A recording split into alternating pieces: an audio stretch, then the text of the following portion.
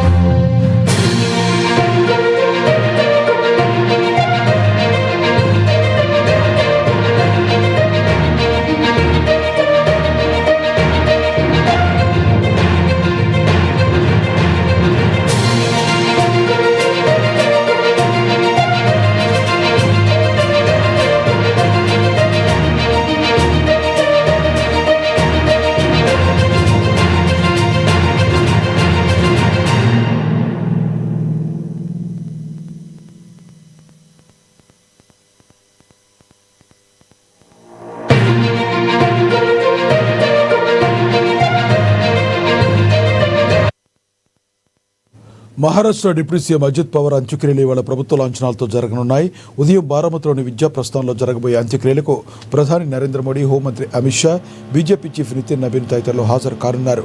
అజిత్ దాదాను కడసారి చూపు కోసం రాజకీయ నేతలు, అభిమానులు బారామతిలోని ఆయన నివాసం వద్దకు క్యూ కడుతున్నారు.